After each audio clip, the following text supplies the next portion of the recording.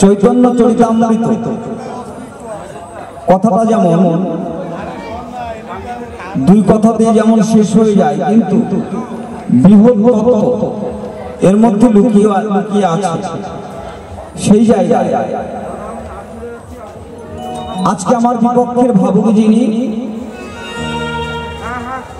দুজন দুই পক্ষের উকিল হয়ে মঞ্চে দণ্ডায়মান হতে চাই, কারণ দুইজন দুই পক্ষের উকিল না হলে পরে মূলত কথাটা, মূলত তত্ত্ব শাস্ত্রটা তুলে ধরা যায় না বা শুনতেও ভালো লাগে না। সেই জায়গায় দণ্ডায়মান হয়ে একদিকে শিষ্য একদিকে গুরু, এই নিয়ে আলোচনা পর্ব করতে চাই আজকে শুরু। মূলত প্রসঙ্গ শ্রী শ্রী চৈতন্য চরিতামৃত, এই নিয়ে আলোচনা প্রসঙ্গ তুলে ধরতে চাই। বর্তমান মঞ্চে যিনি আছেন মাননীয় তাপস মালী মহাশয়, অত্যন্ত নামী গুণী, শাস্ত্রজ্ঞ, রসজ্ঞ, সুযোগ্য, ভাবুক শিল্পী। তাই ওনার সঙ্গে বাধাতে চাই কিছুক্ষণ সময়ের জন্য যুক্তি তর্কের লড়াই। জয় গুরু জয়। হ্যাঁ হ্যাঁ, স্কেলটা দাও।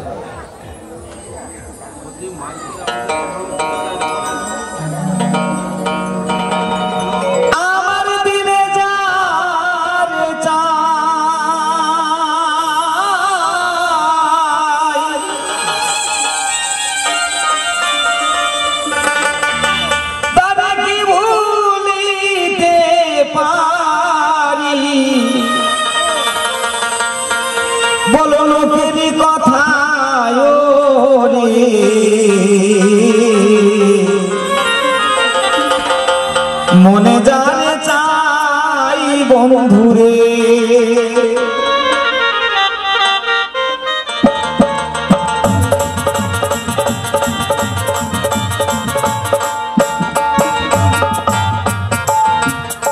আজ কল্পনাতে এসব হাতে আমি হইলাম মুকুন্দ দাস। আমার বিপক্ষেতেই আমার গুরু স্বয়ং কৃষ্ণ দাস।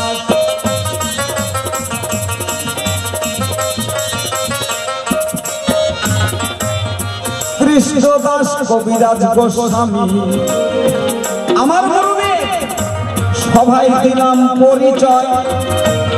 গুরুদেবের সঙ্গে কিছু জানিবারে চাই।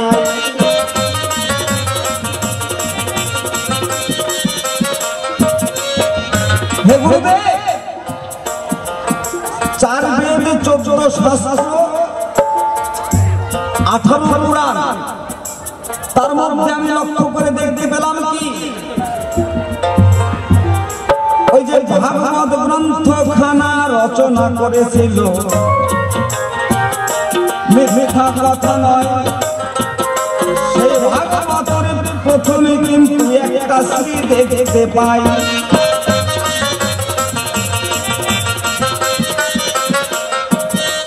সেটা কেমন? শ্রীমদ ভাগবত, শ্রী গীতা, শ্রী বিষ্ণু পুরাণ, শ্রী কালিকা পুরাণ, শ্রী পদ্ম পুরাণ, শ্রী ব্রহ্মবৈবর্ত পুরাণ। প্রত্যেকটি গ্রন্থের পূর্বে আমি একটা করে শ্রী দেখিতে পেলাম ভালো, কিন্তু তোমার চৈতন্য চরিতামৃতের মধ্যে 2টা শ্রী যে এলো।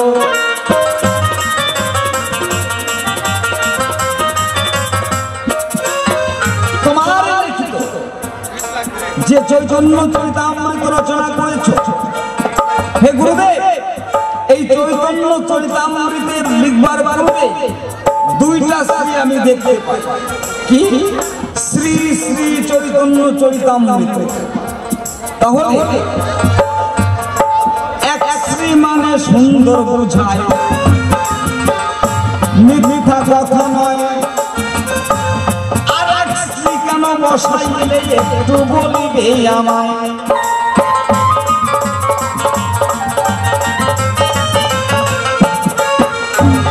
তাহলে 2খানা শ্রী আমি দেখতে পেলাম। গুরুদেব, তোমার ওই রচনা করা গ্রন্থের পূর্বে 2খানা শ্রী।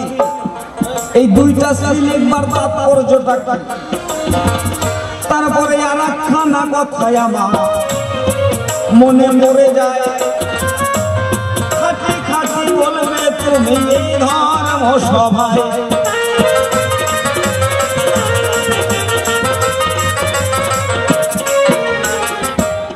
তুমি লিখেছো চৈতন্য চরিতামৃত বেশ ভালো কথা কিন্তু গুরুদেব আমি দেখতে পেলাম তোমার গ্রন্থের মধ্যে ওই নামে রুচি জীবে দয়া আরো বৈষ্ণব সেবন ইহা ভিন্ন ধর্ম কোথাও নাই রে সনাতন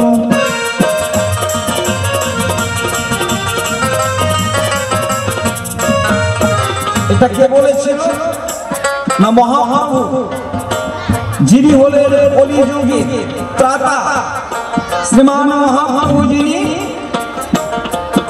সর্বকারণের কারণ হলেন তিনি কাকে বললেন সনাতন নামে রুচি জীবে দয়া বৈষ্ণব সেবন ইহা ভিন্ন ধর্ম আর নাহি সনাতন এই জায়গাটায় আমি গোলক ধারায় করে গেলাম হে গুরুদেব এই যে সত্যতে দাদা পরকলি এই তো চারটি যুগ হয় চার যুগের মধ্যে চারটি নাম আছে মিথ্যা কথা নয়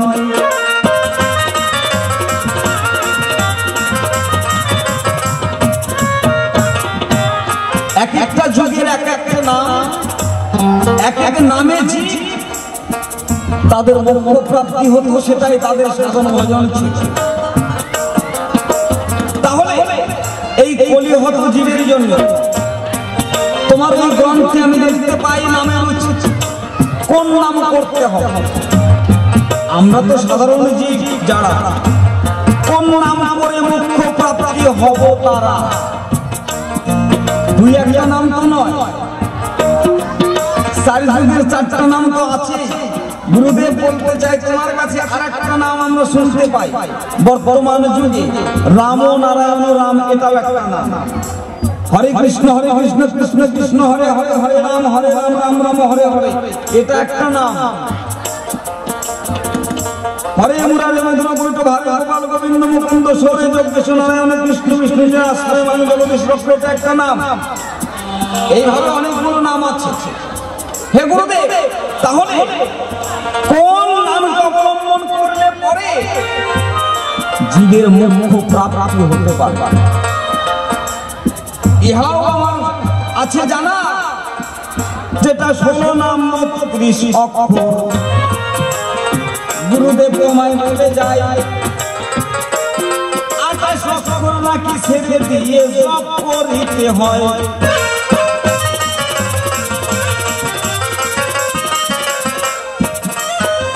ষোলো নাম 32 অক্ষরে 28 অক্ষর দেও না ছেড়ে অযজ নাম 4 অক্ষরে সাধু জপে নাম জীবে জানে না তাহলে এই যে 16 নাম 32 অক্ষর কি হরে কৃষ্ণ কৃষ্ণ কৃষ্ণ হরে হরে হরে রাম রাম রাম হরে হরে এই 16 নাম 32 অক্ষরের মধ্যে কোন 28টা অক্ষরকে ছেড়ে দিতে হবে আর কোন 4 অক্ষরকে জপ করতে হবে এইবার প্রশ্ন হলো দুখানা বলেছে সাধু জপে নাম জীবে জানে না সাধুর মধ্যে যে জীবন আছে গুরুদেব মিথ্যা কথা নয় যার মধ্যে প্রাণ আছে বর্তমান সেই তো জীব হয়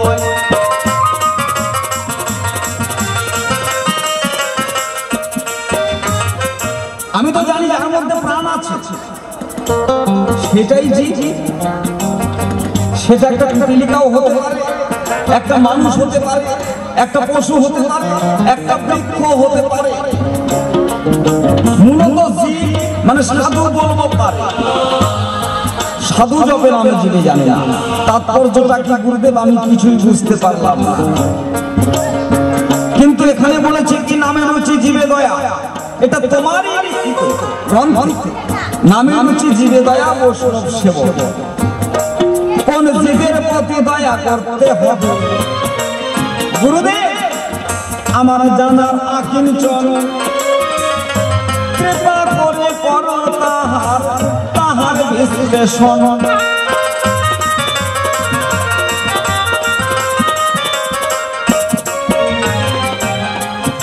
জীবে দয়া, তাহলে কোন জীবের প্রতি দয়া করতে হবে? গুরুদেব তোমার কাছে এই মিনতি রয়, প্রথমবারে বেশি বলার দরকার নাই। তাহলে প্রশ্ন হলো প্রায় তিনখানা।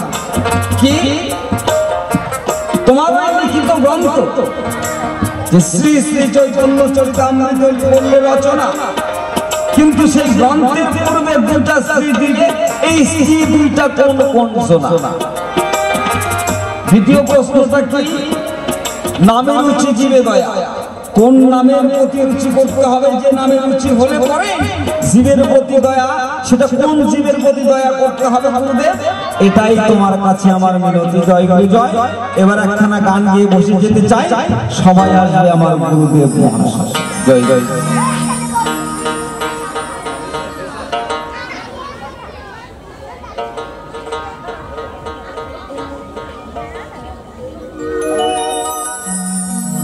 আমার জ্ঞান বিজ্ঞান আর যুক্তি প্রমাণ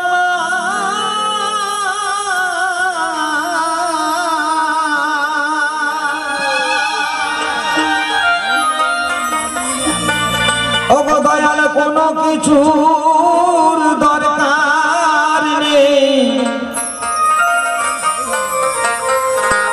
তুমি আছো রে দয়াল, আমার বড় প্রমাণ সে।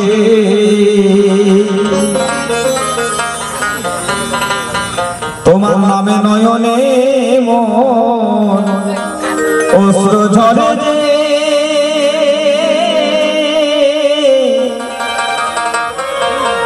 তুমি আছো রে দয়াল, বড় প্রমাণ সে।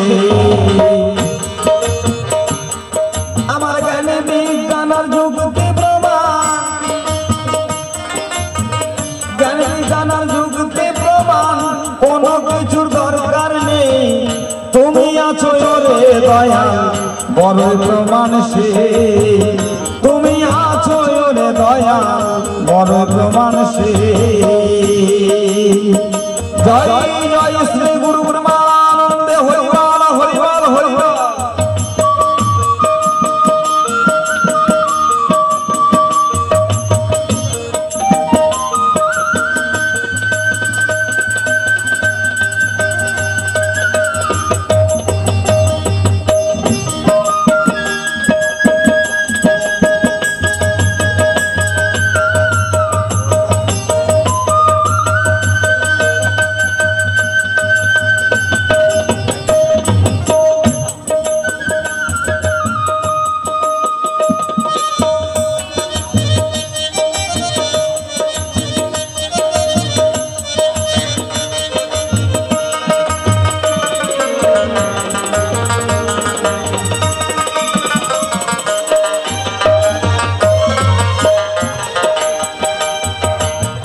তুমি যখন এসে দাঁড়াও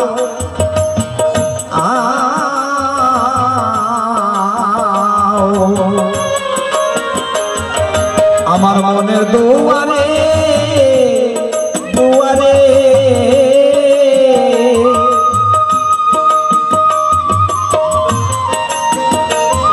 তখন হৃদয় আমার ভরে ওঠে মধুর জোয়ারে, দয়া মধুর জোয়ারে।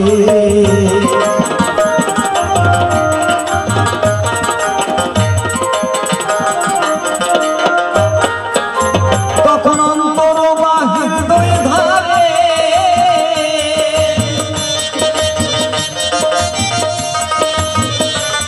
তখন অন্তর বাহির দুই ধারে, দেখি শুধু তোমারে, তুমি আছো রে দয়াল, বড় প্রমাণ সে। তুমি আছো রে দয়াল, বড় প্রমাণ সে।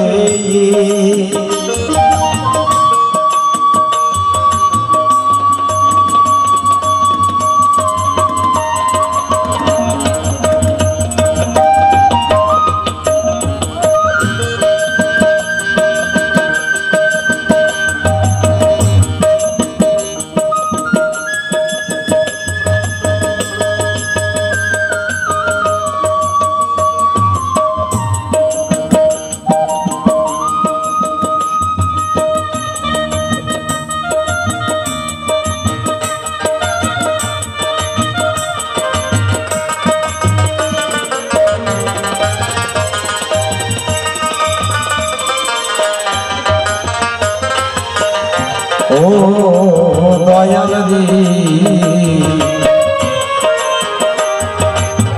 দাও গো ধরা যেও না দূরে তুমি আমারে ফেলে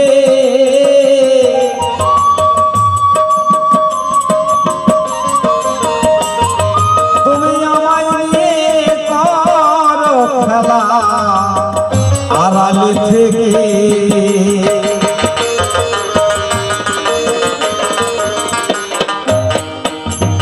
আমি তোমার লীলা খেলা দেখি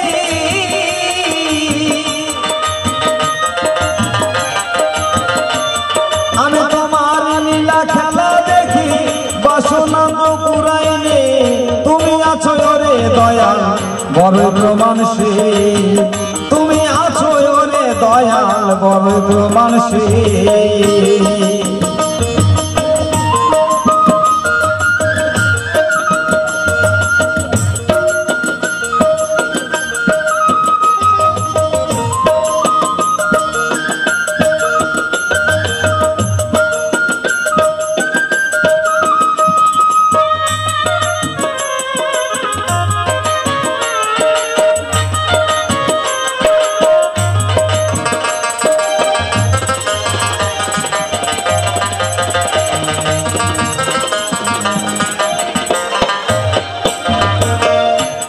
লোকের ভালোবাসা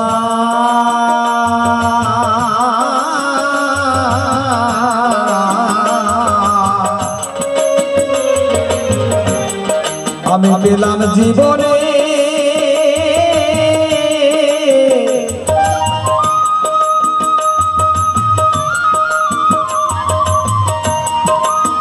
এই জীবন জুড়ায় না দয়াল তোমা বিহনে দয়া তোমা বিহনে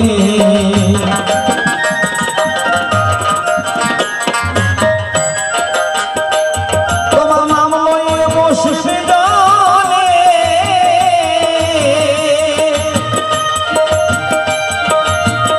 আমি তোমার নাম লয়ে বসে জানে পাগল বিজয়ের মনে আশায় তুমি আছো রে দয়া বড় প্রমাণ সে তুমি আছো রে দয়া বড় প্রমাণ সে আমার জ্ঞানী বিজ্ঞানের যুক্তি প্রমাণ আমার জ্ঞানী বিজ্ঞানের যুক্তি প্রমাণ কোনো কিছু দরকার নেই তুমি আছো রে দয়া বড় প্রমাণ সে তুমি আছো রে দয়া বড় প্রমাণ সে তুমি আছো দয়াল বড় প্রমাণ সে কল্পনাতে সভাতে আমি হইলাম মুকুন্দ দাস বিপক্ষেতে আমার গুরু করিলাম প্রকাশ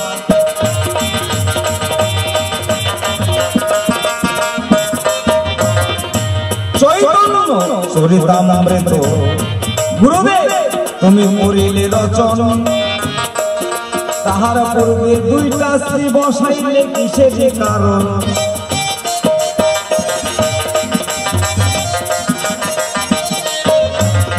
তুমি বলেছো ওই যে নামের রুচি জীবে দয়ায় আর বৈষ্ণব সেবন ইহার ধর্ম আর নাই রে সনাতন তাহলে কোন নাম করতে হবে আমার জানা নাই বলো কোন নামে জীব উদ্ধারিবে আমি শুনতে চাই জীবের কথা গুরুদেব তুমি করেছো বর্ণনা তাহলে কোন জীবের প্রতি দয়া করতে হবে করো আলোচনা এই তো প্রথমবারে তোমার কাছে আমার কিঞ্চিত আয়োজন এবার সবাই উঠে আসবে আমার স্বয়ং গুরু জনার্দন তবে প্রথমবারে বেশি কথায় আমি আর বলবো না আমি সংক্ষেপে ছেড়ে দেব কাব্য আলোচনা এইবারে গুরুদেব আমার সভাতে আসবে তার যত মনের কথা খুলিয়া জানাবে প্রথমবারে একা একা যদি বলি বেশি বললে হয়তো আবার করতেই পারবে বসাবসির কারবার মধ্যে আমার কাছে নাই সেই কারণে অল্প অল্প ইতি দিতে চাই আছেন তো সবার মাঝে বক্তব্য গোসাই, আমি সকলের ইস্তেফাত বদ্ধ প্রণতি জানাই। যাকে বলে বেশি বলে নাই বলে ওজন, আমার মতোই আমার ভাব করি সমর্পণ। এই অবধি পরীক্ষান্ত অমৃতল হরি, জয় জয় শ্রী হরি হরি হরি হরি।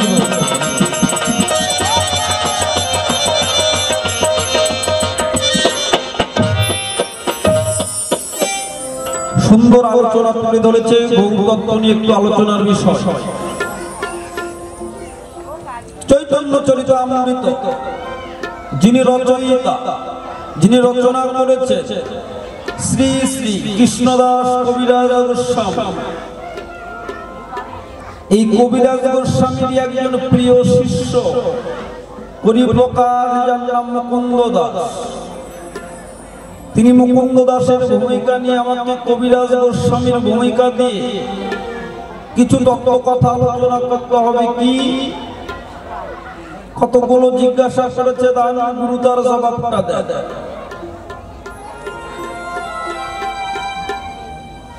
যত রকমের শাস্ত্র গ্রন্থ দেখতে পাই, 4 বেদ 14 শাস্ত্র 18 পুরাণ, তার মধ্যেও এখন কিছু কিছু উপপুরাণ, বিভিন্ন মহাজন বিভিন্ন ভাবে কলম দিয়ে বিভিন্ন গ্রন্থ রচনা করেছে।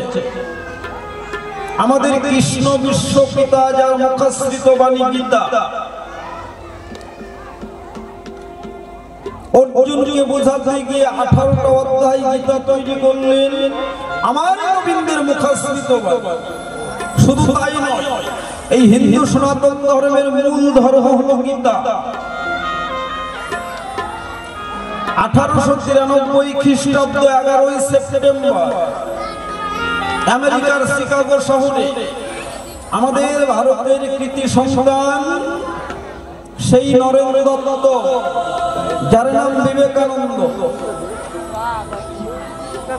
আমেরিকায় শিকাগো শহরে গিয়ে বিশ্ব ধর্ম সম্মেলনে এই গীতাকে প্রতিষ্ঠা করেন। হিন্দু সনাতন ধর্মের মূল দলিল হলো গীতা। যদি বলেন গীতা তো মশাই আসলো দাপর যুগে, তাহলে ত্রেতা যুগে কি ছিল না? দাপর যুগে কি ছিল না? সব যুগেই আছে, সেই জায়গায় আমি যাচ্ছি না, ওই পেশালে পারার সময় নাই। তাহলে গোবিন্দের মুখস্থ বাণী গীতা, তার মধ্যে একটা শ্রী দেখতে পাই, শ্রী গীতা কিংবা শ্রী ভগবত গীতা।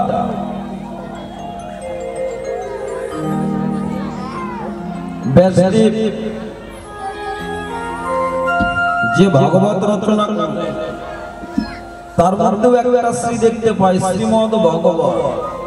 শ্রী ব্রহ্মবৈবর্ত পুরাণ, শ্রী বিষ্ণু পুরাণ, শ্রী গরুড় পুরাণ, শ্রী বরাহ পুরাণ, শ্রী নারদ পুরাণ, শ্রী পদ্ম পুরাণ, শ্রী কন্দ পুরাণ, শ্রী শিব পুরাণ, শ্রী কালিকা পুরাণ, শ্রী রাধা হৃদয় ভাণ্ড পুরাণ। এই যে এত এত এত পুরাণ, সবগুলোর মধ্যে কেবল একটা মাত্র শ্রী দেখতে পাই। হে গুরুদেব, তোমার কাছে পরিপ্রকাশ কেন তুমি করেছো? 2খানা শ্রী দিলে কি জন্য? একটু ভালো করে করবে প্রকাশ। ডবল শ্রী লাগানোর কারণটা কি? কি গুণাবলী রয়েছে তোমার এই চৈতন্য চরিতামৃতের মধ্যে, যেটা গীতার মধ্যে নাই, যেটা ভগবতের মধ্যে নাই? কি সার বিষয়বস্তু ওইটার মধ্যে রয়েছে ছিল বলি তোমার কাছে কেন ডবল শ্রী লাগালে? 2 নম্বর জিজ্ঞাসা, জীবে দয়া নামের রুচি বৈষ্ণব সেবন, 3 বিনা ধর্ম নাই শোনো সনাতন। কি বলেছে? গৌরাঙ্গ মহাপ্রভু। কাকে বলেছে? সনাতন গোস্বামীকে।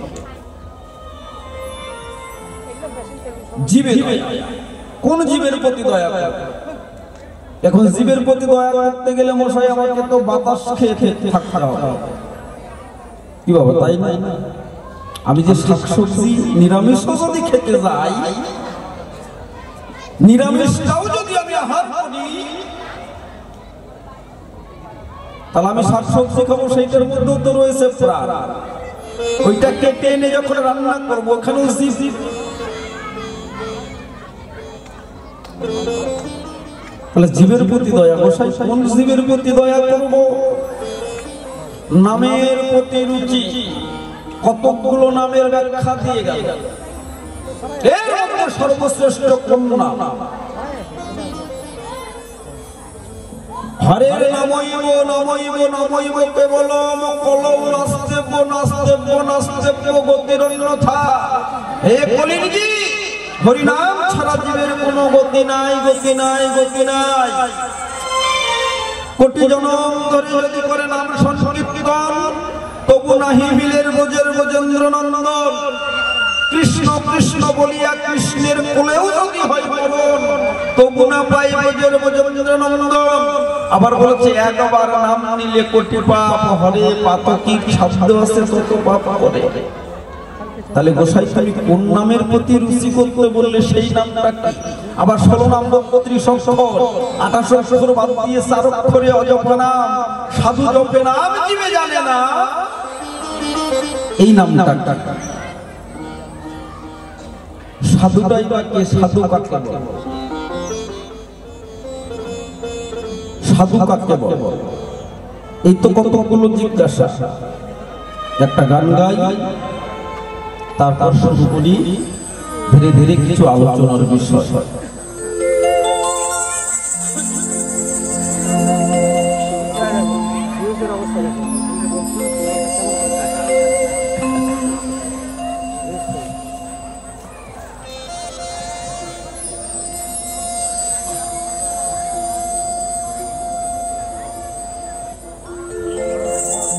হ্যালো হ্যালো,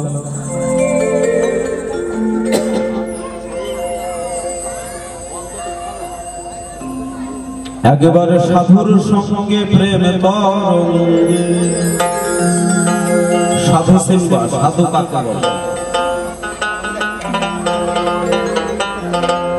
একেবারে প্রেম তীর্থে মরা মাথা,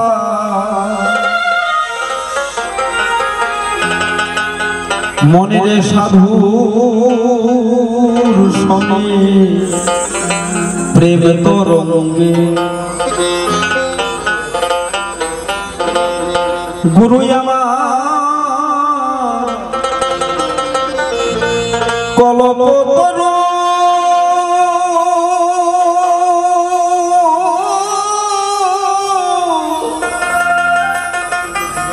দয়াল গুরু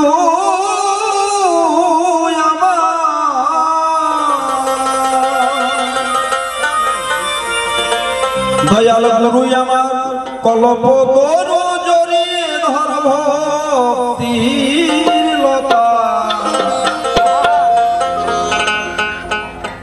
সাধু খুঁজতে কোথায় যাবা?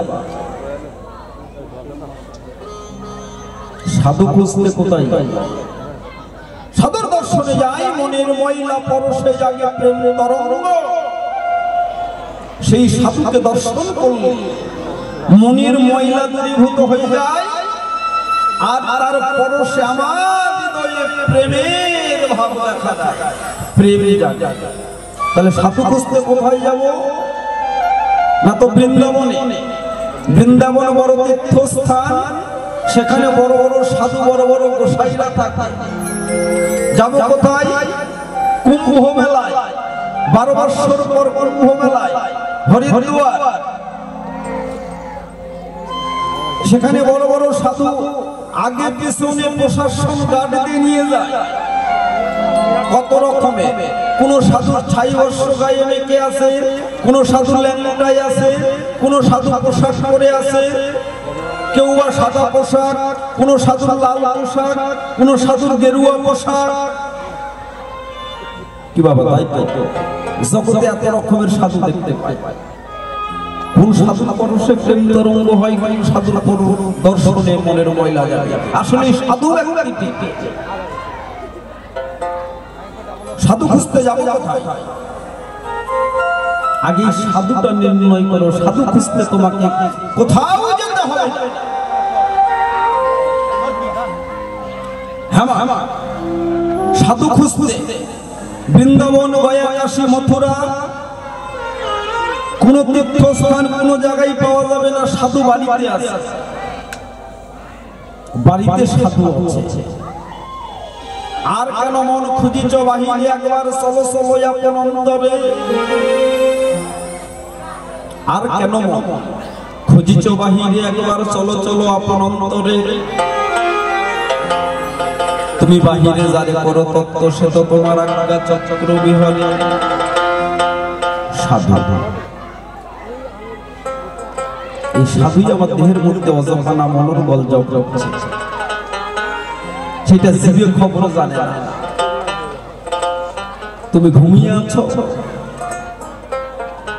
এই যে গান শুনে রাত্রিবেলা বাড়ি গিয়ে খেয়ে দিয়ে আমার মায়ের আমার বাবারা আনন্দে গিয়ে বক্স খাটের উপরে বিলাস বিছানায় শুয়ে কাঁথা কম্বল মুড়ি দিয়ে মনের আনন্দে শুয়ে ঘুমাবা। তুমি ঘুমিয়ে গেলে পরে তোমার দেহটা অচৈতন্য হয়ে যায়। ওই সময় থেকে কেউ এসে তোমাকে মেরে যায়, তোমার বলার কোনো খবর নাই। বলতো তুমি আমি সকলেই ঘুমিয়ে গেলে পরে তোমার দেহটাকে পাহারা রেখে জাগে, যোগে জাগে নিদ্রা গেলে তুমি থাকো কোন মহলে, সে তো দেহটা অচেতন হলে কে তখন থাকে সে তো। তুমি তো ঘুমিয়ে গেছো, সে মানুষটার ঘুম নাই, সে সদা সর্বক্ষণ তোমার দেহ মাঝে জেগে রয়েছে। তাই সে যদি একবার চিরতরের জন্য ঘুমিয়ে যায়, সেই দিন হরিবল হরিবল বলতে বলতে এই দেহটা শ্মশান ঘাটে পুড়ে করে দেবে ছাই। এইটাই হলো তোমার দেহের মধ্যে সাধু। ওই সাধুর অন্বেষণ করো, এই পোশাক পরা সাধু নয়। যাদের মনের মধ্যে কোনো সোয়াসে বেরাম যায় না, এক সাধু রান্না করলে আর এক সাধু খাই না, এক সাধু অনুষ্ঠান শুরু করলে আর এক সাধু যায় না।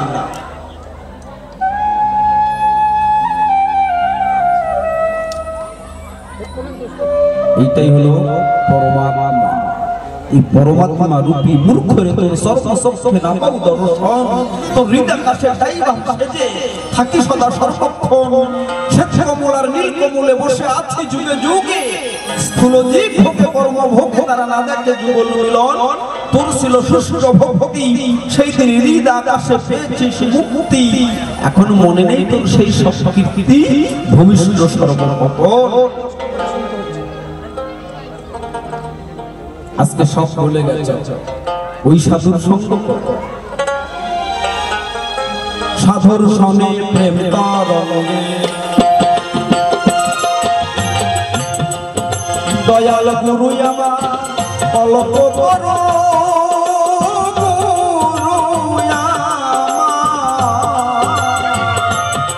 দয়াল গুরু আমার কলপ করো, জড়িয়ে ধর ভক্তির লালা। সাধুর সনে প্রেম তরঙ্গে,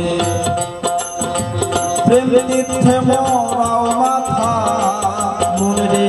সাধুর সনে প্রেম তরঙ্গে একবারে যাই যাই সাধু গুরু বৈষ্ণব গোসাই প্রেমানন্দ হরি বল হরি বল হরি বল।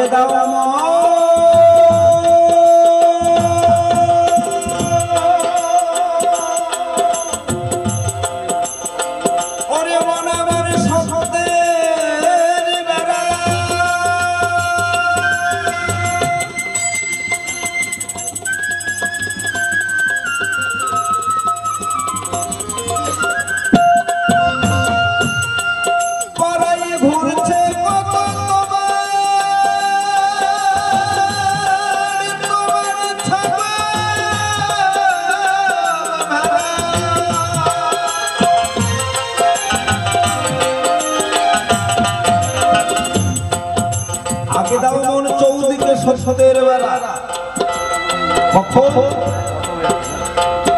ফুলের বিছানা করে গানে বালিশে থাকবি শুয়ে, শিষ্যের হবে কর্ণজনী গুরুর যে হোক বালিঙ্গখানি, তাহাতে শৃঙ্গার করে পরে হরিনামের বীর্য ফোটা। এই চৈতন্য বীজ রোপণ হয়ে গেল। এই চৈতন্য বীজকে রোপণ যখন করলে, এই যে মাটিটা চাষ করবার পরে যদি এখানে বীজ রোপণ করি, নিশ্চয় বীজ থেকে একটু চারা হবে। যদি মাটি ভালো হয়, যদি বীজটা ভালো হয়। এই জন্য মন্ত্র নেবার আগে ভালো গুরুর কাছে নিতে হবে।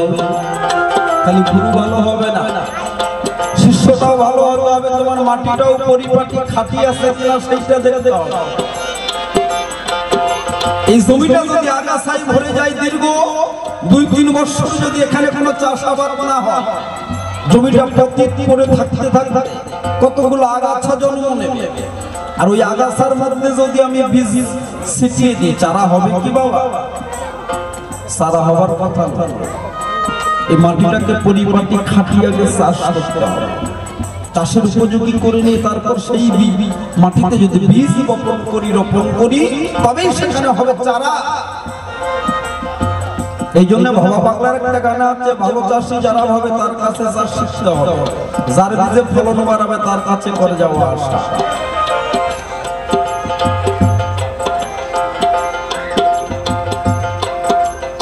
এবার চারাটা যখন আমার দেহের মধ্যে হয়ে গেল চৈতন্য বীজের, এই চারাটাকে সময় মতো যখন চারা হয়ে যাবে, যেন গরু ছাগল না খায়। পাড়ায় কত গরু ছাগল ভেড়া আছে, চারাটাকে নষ্ট করে দিতে পারে কারা? তোমার দেহের মধ্যে দর্শনীয় ছয় পূজারা। এই কৃষ্ণ চৈতন্য বীজের চারা নষ্ট করে দেবে তারা। এই জন্য চারাকে রক্ষা করবার জন্য চারদিকে দাও হরিনামের বেড়া।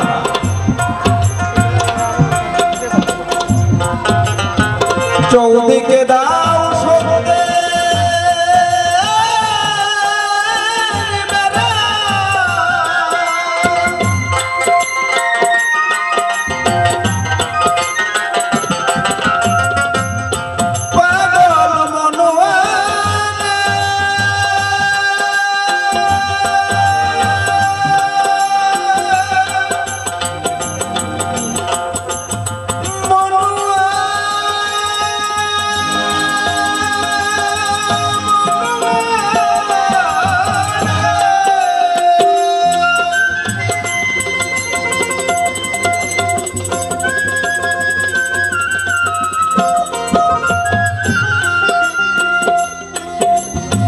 চৌদিকে দাও শব্দের বেড়া, পাড়ায় ঘুরছে কত তোমার ছাগল ভেড়া। এবার জল ঢালো মন, ভরায় ভরা জল ঢালো মন, গাছে জল ঢালো মন, ভরা ভরা ফুটবে কলি মেলবে পাতা। সাধুর সনে প্রেম তরঙ্গে প্রেম মিথ্যে মোরাও মাথা, সাধুর সনে প্রেম তরঙ্গে।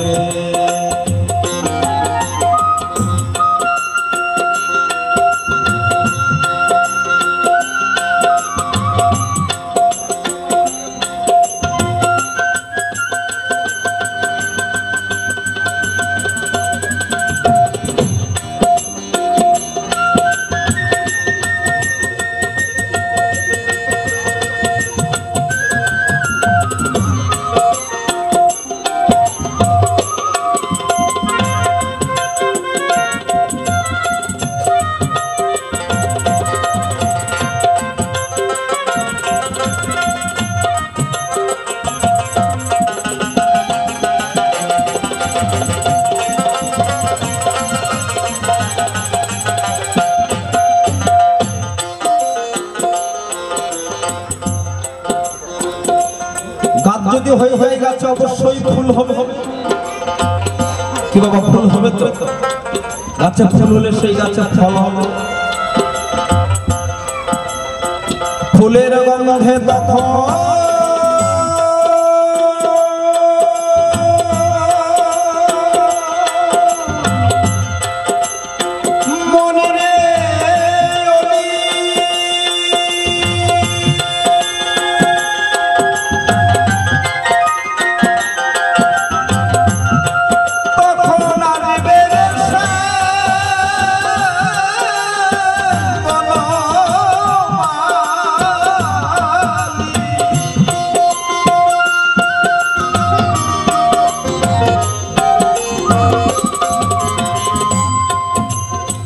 ফুলের গন্ধে মনে রে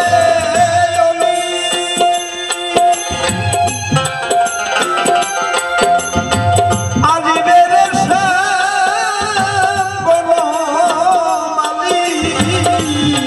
তখন নয়ন মেলে দেখবি খালি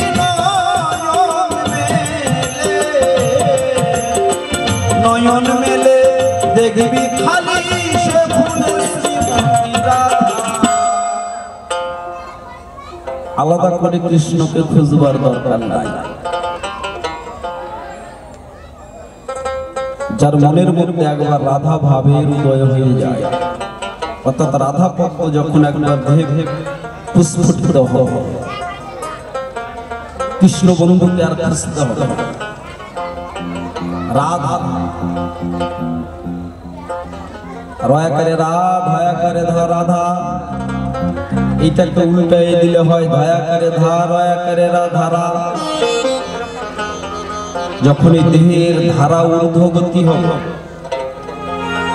আর নিম্নগতি নাই, দেহের ধারা ঊর্ধ্বগতি হয়ে গেছে, তোমার দেহের মধ্যে রাধা ভাবে উদয় হয়েছে। এখন কৃষ্ণ কেন জানি ভালো লাগে, কেন জানি কৃষ্ণ কথা শুনতে বাসনা মনে জাগে, মনে আর কৃষ্ণ শুনবো না, কৃষ্ণ এবার যদি ভাবে আসি কান পেতে শুনবো না তোর বাসা। এটা কোন জায়গার কথা? ভক্তের ভীষণ মান হয়েছে। একটা ছোট্ট ছেলে মা যেমন কোলে করে দুধ খাওয়াচ্ছে, সন্তানটা কান্নাকাটি করছে, সন্তান আজ স্তনে মুখ দিচ্ছে না, মায়ের স্তনদুগ্ধ পান করছে না কোনো মতেই না। সন্তানকে এটা দিয়ে ভোলাই, ওইটা দিয়ে ভোলাই, লজেন্স দিয়ে ভোলাই, বিস্কুট দিয়ে ভোলাই, কিন্তু সে কিছুই আর খেয়ে যায়। ওই জায়গায় আর কিছু থাকে বাবা? মার সন্তানকে কিছু বলতে পারে কি? মা তখন সন্তানকে বুকে নিয়ে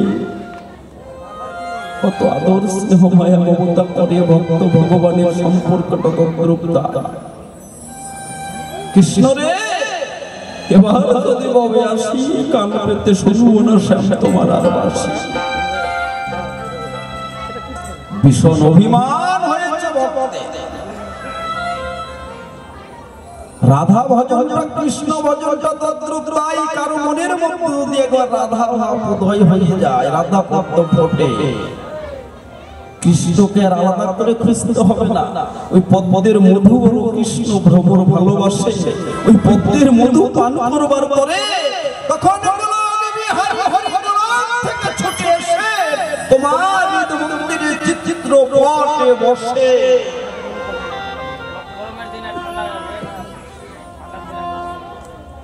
ধারা যখন উজাড় হবে তখন হবে রাধা ভাবের উদয়। এই ধারায় উল্টো দিকে গিয়ে এখন কৃষ্ণ ভালো লাগে, কৃষ্ণ নাম শুনতে ইচ্ছা জাগে, কেন জানি বদলে আপনাতে আপনাতে কৃষ্ণ কথা বলতে ইচ্ছে করে, তখন বদলে বলে হরি বল হরি বল, তখন নয়নে বলে জল হর হর হর হর, মুখে বলে কৃষ্ণ বল, নয়নে আসে জল। জানবে তখন তোমার মনের মধ্যে তোমার ভিতরে রাধা ভাবের উদয় হয়েছে। সাধুর সঙ্গে প্রেম তরঙ্গে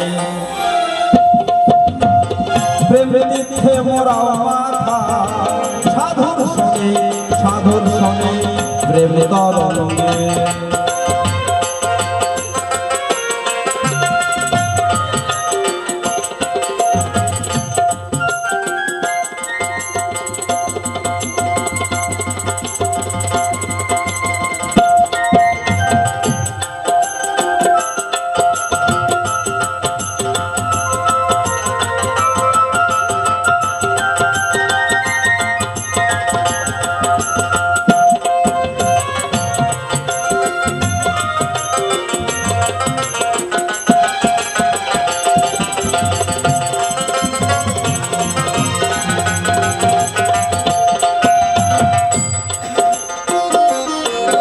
দেহে রাধা পদ্ম ফুটলে পরে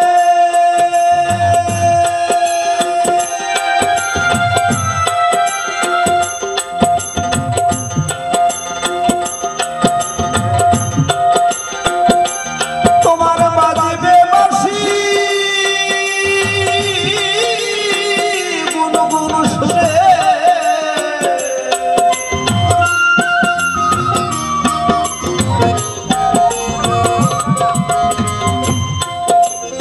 বাবা পাগলা গানটা কি মিথ্যে বলেছে? এখনো সেই বৃন্দাবনে বাঁশি বাজে, এখনো বাঁশি বাজে। হয়তো আমি শুনতে পাচ্ছি না, আপনারা শুনতে পাবেন। যার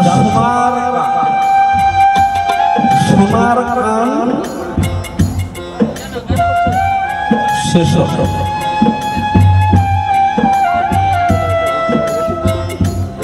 নাশা মূলে বাজে বাসে কর্ণ মূলে শোনা যায়, দমে আসে দমে যায়,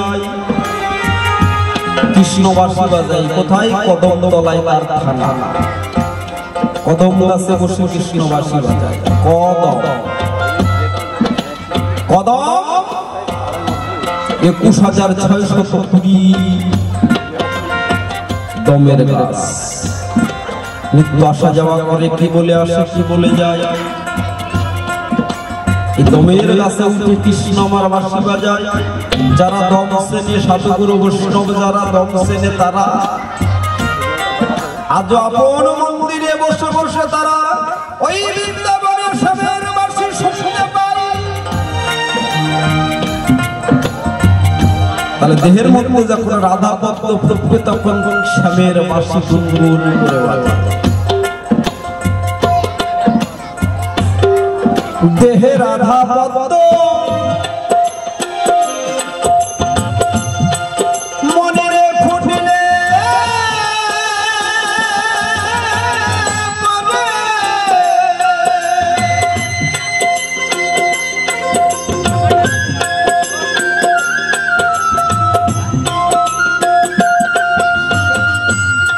তখন বাজবে বাঁশি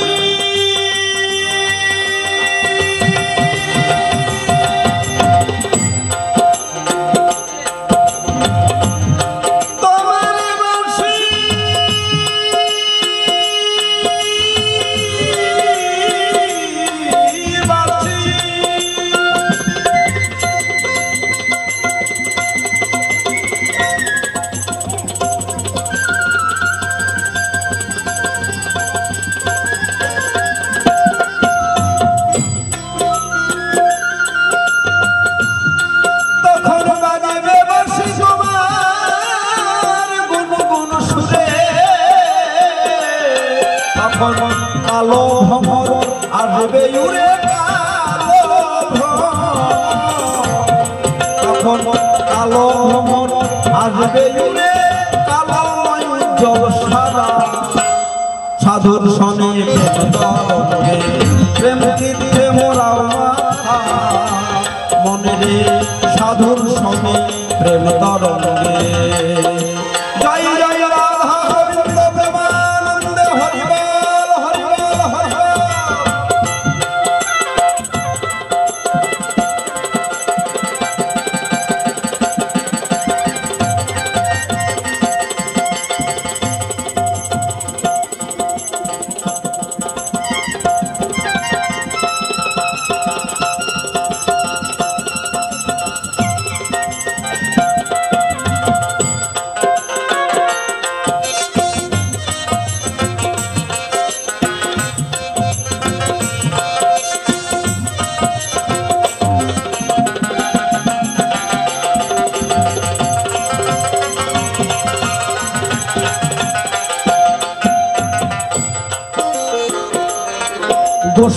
মনমোহন কই নিজের মাটি আগে করে না পরিপাটি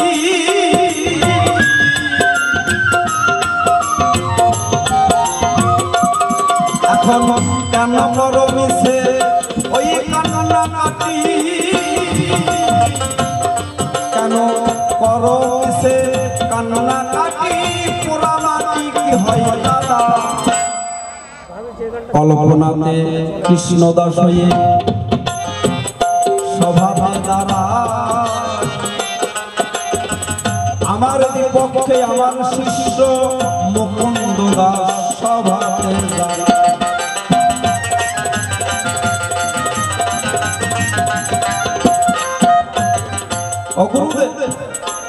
চৈতন্য চরিতামৃত রচনা করেছ ভালো ডবল শ্রী দিলে ডবল শ্রী দেওয়ার কারণটা হলো শ্রী কথার মানে হলো সুন্দর যে কোনো মানুষের নামের আগে শ্রী দেওয়া হয় মানে মানে পদবী একটা সৌন্দর্য বাড়া সুন্দর আর একটা শ্রী দিলে দুই সুন্দরকে একত্রিত করলে যেমন আনন্দ আনন্দ দুই আনন্দ এক জায়গায় হলে হয় মহানন্দ পরম আর পরম দুই পরমকে এক করলে পরে হয় পরমহংস সুন্দর আর সুন্দর দুই সুন্দরকে এক করলে হয় সুন্দর থেকে সুন্দরতর সুন্দরতম এই দুইটা সুন্দরকে একটা রাধার শ্রী একটা কৃষ্ণের শ্রী দুই শ্রী চৈতন্যতে এলো সেই জায়গাতে শিষ্য আমি তোমায় বলে ভালো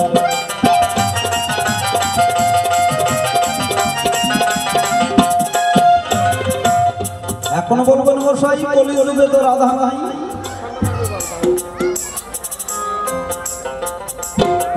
বানরে গেছে পবনের রস পাইয়া সেই রাগ ব্রজের পুরুষ নদিয়াতে হয়েছে মায়া ব্রজের পুরুষ নদিয়াতে মেয়ে এসেছে কে আমার গৌর হরি হরি রাধায় অঙ্গ কৃষ্ণ অঙ্গ দোহে হইলে গৌরাঙ্গ দুইটা ভাব মানে পুরুষ দেহে নারীর স্বভাব আর এইটাই হলো ভজন সাধনের মেন তারতম্য গৌরাঙ্গ মহাপ্রভু কলিযুগে এইটাই নমুনা দেখা কলিযুগে বড় হুঁশিয়ার যতই তিলক করো ফোঁটা দাও মালা গলায় দাও 50 বার শ্বাস করো 10 বার ভোগ লাগাও 100 বার মালা জপ করো ধুলাই কেঁদে কেঁদে গড়াগড়ি দাও কোনো লাভ নাই আসল জায়গায় ঠিকঠাক কিচ্ছু লাভ তিলক লাগবে না মালাও লাগবে না দিনে 50 বার স্নান করতে হবে না 100 বার ভোগ দিতে হবে না কিচ্ছু লাগবে না আসল জায়গায় যদি তুমি ঠিক থাকো কি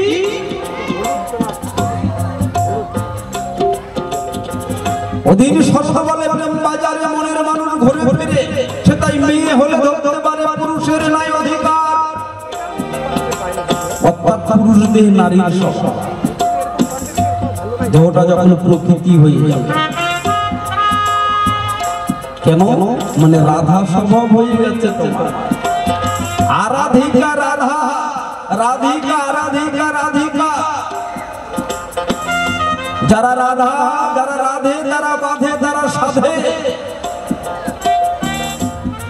আর এই রাধেই জানে একমাত্র কৃষ্ণ ভজনের নমুনা কৃষ্ণ ভজনের শিরোমণি আমার রাধা বিনোদিনী রাধা ছাড়া কৃষ্ণ ভজন আর কেউ জানে না জানে না জানে না কেউ না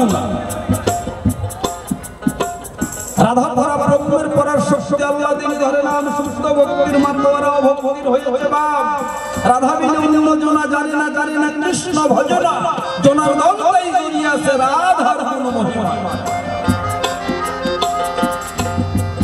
একমাত্র রাধাই জানিয়ে কৃষ্ণ ভজন। তাহলে তুমি যখন রাধা ভাবাপন্ন হয়ে যাবে, রাধা স্বরূপিণী হয়ে যাবে, রাধা ভজন করতে করতে দেহ পুরো রাধা হয়ে যাবে, মানে তুমি প্রকৃতি ভাব হয়ে গেছে, দেহটা প্রকৃতি ভাব লাভ করেছো। পুরুষের আর পুরুষত্ব ভাব তোমার মধ্যে নাই।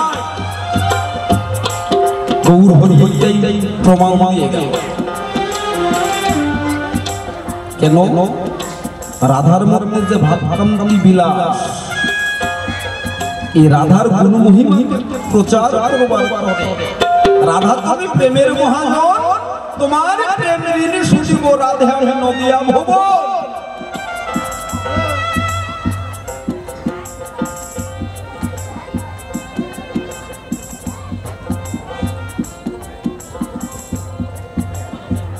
আসবি এক ফুল ফুটেছে সোনার দরিয়ায়,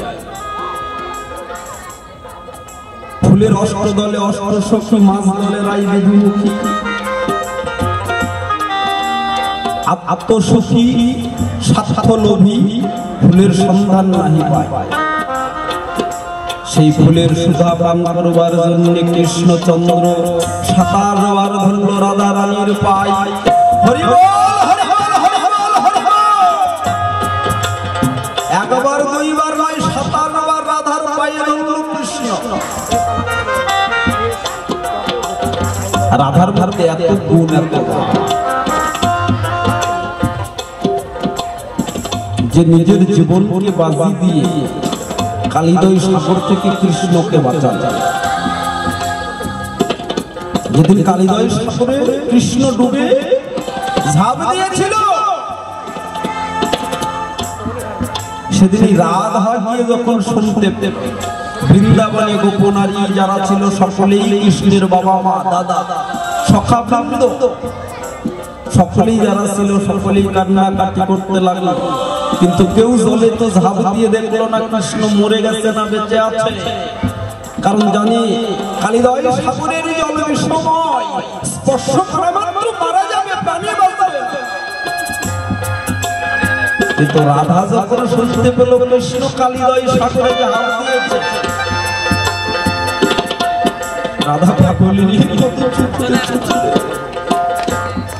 কানাই কানাই বলবো তো আমার জীবনে আর কেউ নাই,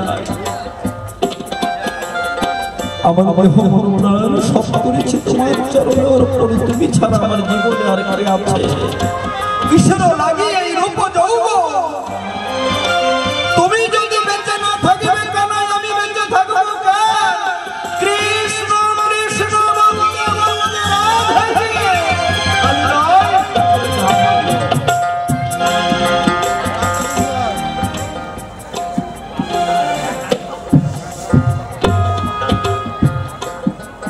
জলে নিচে গিয়ে দেখে কৃষ্ণ মরে নাই, কালিয়া নাগের মাথায় নৃত্য করছে।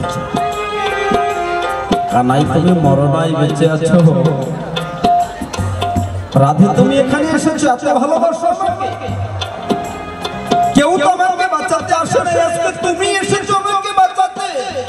এত প্রেম তোমার মধ্যে, এত ভালোবাসো তুমি আমায়। রাধে তোমার কাছে আমি ভালোবাসার ঋণী হয়ে গেলাম, প্রেমের ঋণী হয়ে গেলাম।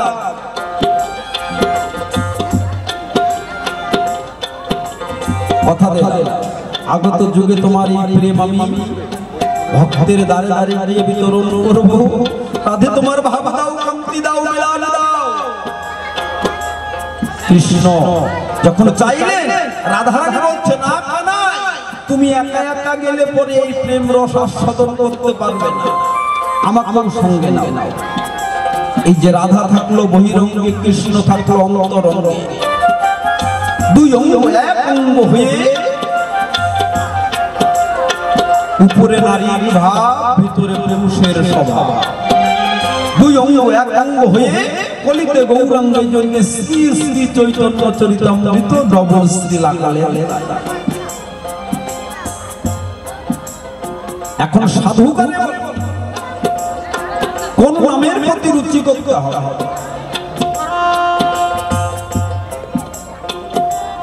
শোনো শোনো ওগো শিষ্য,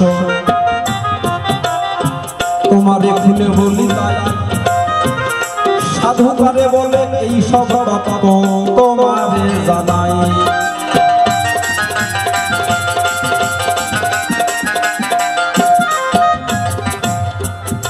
সাধু তাহলে সাধু আগে চিনতে হবে বলেছি। আগে এই সাধুটাকে, এই সাধুর সঙ্গ করতে বললে নিত্য নিত্য সঙ্গ করো, সাধুর আর নামের প্রতি রুচি কোন নাম? জীবের প্রতি দয়া। নামের প্রতি যখন একবার রুচি হবে, সেই নামটা কি জানো? কোন নামে জীব একবার নাম করলে মুক্তি হয়?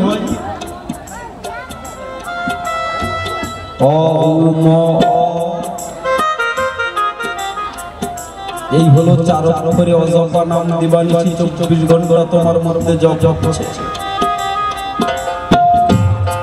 এই হরে কৃষ্ণ কৃষ্ণ কৃষ্ণ হরে হরে, হরে রাম হরে হরে রাম রাম হরে হরে, এইটা হলো প্রাথমিক স্থূলের নাম। এই নাম করলে মুখ্য জীবের নাম। 16 নাম গম্ভীর সংসারে বাদ দিয়ে 28 অক্ষর ছেড়ে দিলে 4 অক্ষরে অজপ। এই 4 অক্ষরে অজপা নাম, এই হলো 4 অক্ষরে অজপা নাম। অনর্গল তোমার মধ্যে জপ হচ্ছে পরমাত্মা যিনি, অনর্গল জপ করছে তিনি। এই নাম যখন তুমি জপা নামে পরিণত করবে, তুমি ঘুমিয়ে গেছো তবু তোমার মধ্যে জপ হতেই আছে। ওই মানুষ দেখানো হাতে করে মালা নিয়ে আর জপ করতে হবে না। বাজারে বাজার করতে গেছে, মালার ঝোলাটা হাতে নিয়ে গেছে, ভাই বাবা দেখ আমি বড় ভক্ত, আমি মালা জপ করি।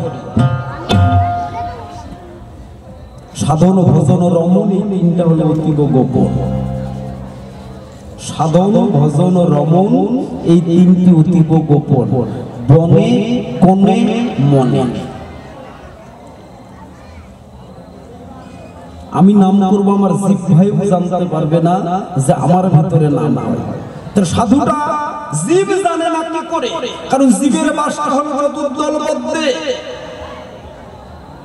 জীবের বাস হলো চতুর্দল পদ্মে, অর্থাৎ লিঙ্গ মূলের 4 আঙ্গুল নিচে, গুহ্য মূলের 4 আঙ্গুল উপরে, এটা হলো চতুর্দল পদ্ম। এখানে হলো জীবাত্মার বাস। জীবাত্মা বাস করে এখানে, আর পরমাত্মা বাস করে এই জায়গায়। কাজে এই জায়গায় নাম হলে পরে নিম্ন ভাগে জীবাত্মা এই নামের সন্ধান জানে না। সাধু গুরু বৈষ্ণব যারা প্রাণবায়ুর সঙ্গে অপান বায়ুকে মিশিয়ে দিয়ে পুরো ধরে যখন উঠতে টান মেরে জীবাত্মাকে তুলে নিয়ে গিয়ে পরমাত্মার সঙ্গে লয় করে দেয়, তখন এই নামের মাহাত্ম্য জীবাত্মা জানতে পায়, তার আগে নয়।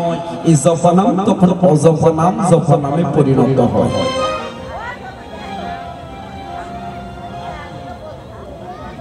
মায়েরা বাড়ি যাচ্ছে, আজকের যে কথাগুলো আলোচনা হচ্ছে, একটা কথার দাম 1 লাখ টাকা। হ্যাঁ, আমার কথাগুলো শুনতে তিতা তিতা লাগে।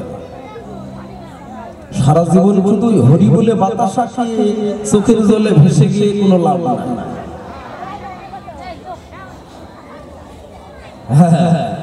গোবিন্দের সামনে আমি বড় ভক্ত, আমি বিভিন্ন রকমের ভোগ রান্না করেছি, আমি গোবিন্দকে দিয়েছি, দিয়ে অঙ্গ করে গোবিন্দ খাও, গোপাল খাও, এই খাও সেই খাও, মানে গোপাল ওনার মাইন্ড করা চাকর, গোবিন্দ ওনার বাবার চাকর।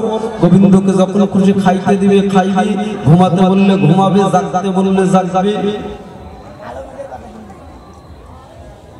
তাহলে কথাগুলো মন দিয়ে শোনো, কি বলছে। প্রাণবায়ুর সঙ্গে অপ্রাণবায়ুকে মিশাতে বলবে। প্রাণবায়ু বাস করে কোথায়? নাসিকায়, পরমাত্মার রূপে যাওয়া আসা করে। অপ্রাণবায়ু থাকে কোথায়? চতুর্দলে। এই জীবাত্মাকে তুলে নিয়ে গিয়ে পরমাত্মার সঙ্গে মিলন ঘটাতে পারে যারা,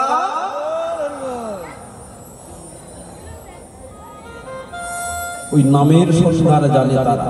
একবার নাম করে টান মেরে ছেড়ে দিলে পরে আপনি ওই কাঠের মালা ঝোলা নিয়ে সংখ্যায় গুনে গুনে 3 বার এক ফেরায়, একবার নাম করলে হয় 1 ফেরা। ওই 108টা একবার ঘোরালে পরে হয় এক ফেরা, 4 ফেরায় এক গ্রন্থি। এইভাবে হিসাব করে করে লক্ষ নাম জপ করা হয়। একদিকে আছে 16টা, একদিকে আছে 4টা। 16টা যখন একবারে নামবে 4টার থেকে একটা নামবে। এই সংখ্যায় গুনে গুনে লাভ করে নাম না লাভ নাই। একবার টান মেরে ছেড়ে দিলে পরে ওই জায়গায় গিয়ে তার ছোট্ট একটু উপমা একটু দিতে চাই। এই যে আমার ভাই এখানে অপারেটরি করছে, এই মাইকে যদি একটু ইকোটা বেশি দিয়ে দেয়, রিভাবটা একটু যদি বেশি দিয়ে দেয়, আমি একবার কথা বলে ছেড়ে দেব, এটা 10 বার শোনা যাবে। আমি মাইকে শুধু একবার হ্যালো বলে ছেড়ে দেব, এটা অন্ততপক্ষে 10 বার 20 বার hello hello hello hello hello hello বলতেই থাকতাম। নামটাও তো টুকটাক একবার নাম করে টান মেরে ছেড়ে দিলে পরে এই জায়গায় গিয়ে 3 লক্ষ বার অটোমেটিক জব হতেই থাকবে। তোমাকে সংসারের কাজ ফেলে ফেলে সব কিছু বন্ধ করে দিয়ে ওই মালা জপ করতে বসতে হবে। এই জন্য ভগবান বললেন, হাতে করো গৃহকর্ম, বদনে বলো হরি, নামের সহিত আছেন আমার আপন শ্রী হরি। সব কিছু বাদ দিয়ে তোমাকে করতে বলে নাই, কাজ করো অন্তরে নাম জপ করো। এই নাম আর সাধু তোমাকে বলেছি। সাধু কারা? যারা সাধে, যারা বাদে, যারা কামনা শূন্য, চাওয়া পাওয়া যার মধ্যে নাই, চাওয়া পাওয়ার আশা সকলই নাশিয়া অকুল সাগরে যে জন্য ভাসিতে পারে, সব কিছু চাওয়া পাওয়া শেষ হয়ে গেছে। সাধু বলি তারে। যেমন বীরভূম জেলার উদ্ধারক দত্তের ছেলে রঘুনাথ যারা না, তার কিঞ্চিত মাহাত্ম্য কথা সভার মধ্যে আমি জানালাম।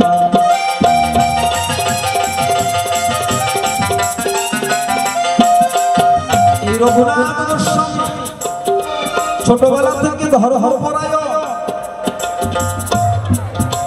কৃষ্ণ ভক্ত। রাস্তা দিয়ে কোনো সাধু সন্ন্যাসী গেলে দৌড়ে গিয়ে তাদেরকে প্রণাম করে তাদের চরণ ধুলি নেয়, বাড়িতে ডেকে নিয়ে গিয়ে তাদেরকে সেবা করায়। জমিদার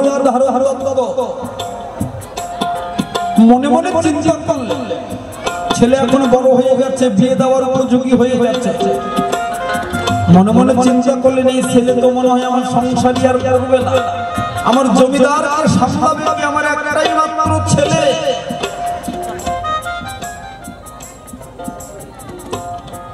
জমিদার চিন্তায় পড়ে গেল।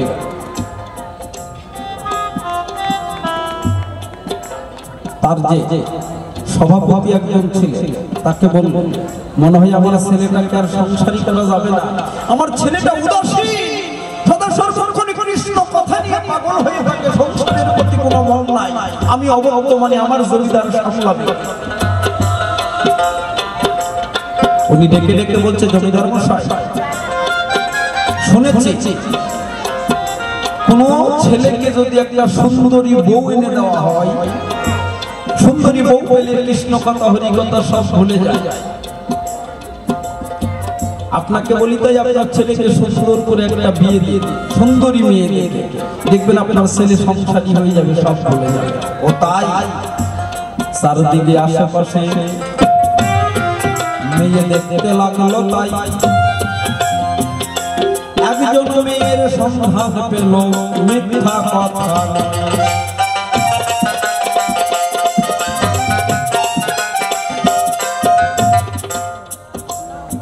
রঘুনাথের বন্ধু এসে রঘুনাথকে বলছে, রঘুনাথ ভাই, তোর তো আনন্দের বিষয়। কেন রে ভাই? বলছে, জানিস তোর বাবা তোর জন্য বিয়ে ঠিক করেছে, মেয়ে দেখেছে। তাই নাকি? হ্যাঁ হ্যাঁ ভাই, আমি তো বিয়ে করবো না, আমি বিয়ে করতে পারবো না। আমি যদি বিয়ে করি তাহলে আমি কৃষ্ণ বলা ভুলে যাব, আমার হরি বলা ভুলে যাব, আমার গোবিন্দকে আমি ভুলে যাব। আরে বন্ধু, তোরে করি মানা, আমি বিয়ে করতে পারবো না।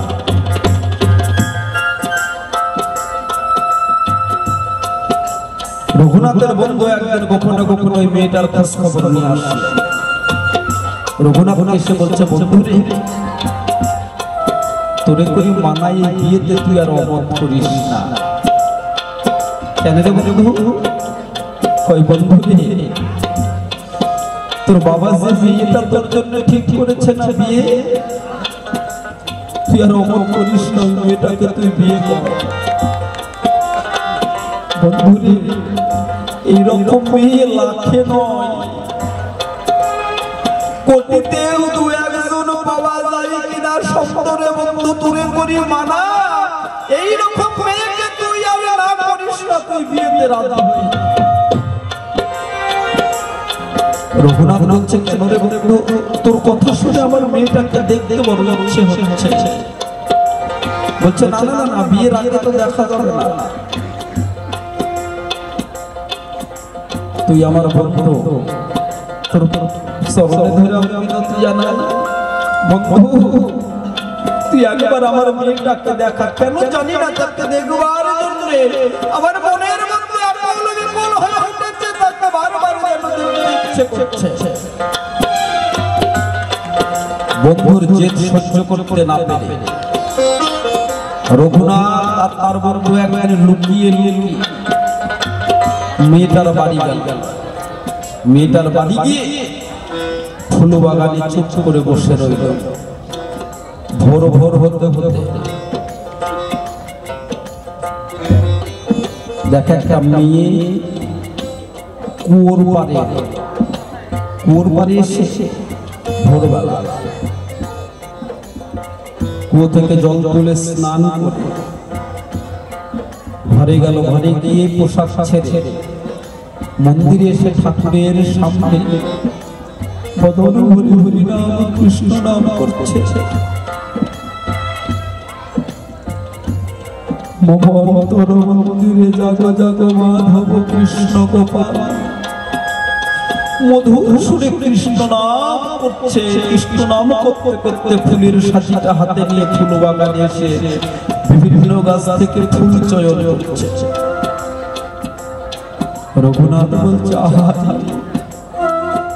কি অপূর্ব কণ্ঠ, এত মধুর কৃষ্ণ নাম। এর আগে কোনদিন এমন মধুর কৃষ্ণ নাম আমি শুনি নাই। এই নারীর কণ্ঠে কৃষ্ণ নাম শুনে আমার মনপ্রাণ দোল হয়ে গেছে।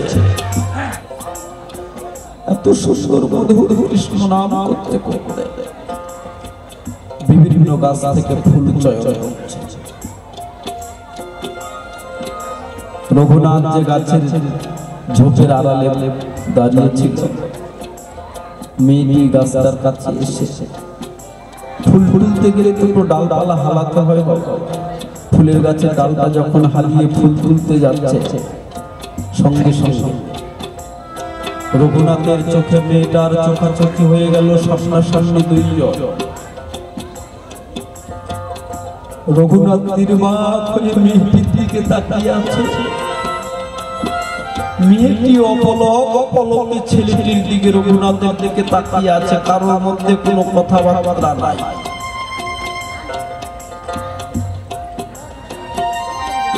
এখনকার ছেলে মেয়ে হলে একটা অপরিচিত ছেলেকে যদি ভোরবেলা অন্ধকারের মধ্যে ফুল বাগানে দেখতে পায়, চিৎকার চেঁচামেচি করবে না বাবা? লোকজন ডাকবে তো। তাদের মধ্যে কোনো কথাবার্তা নাই, কারণ ওরা তাদের মধ্যে যে চাওয়া পাওয়া লোভ লালসা কামনা নাই। তাদের দুজনের মধ্যে যে প্রেমের সম্পর্ক, তাদের মধ্যে তো কামনার বন্ধন না।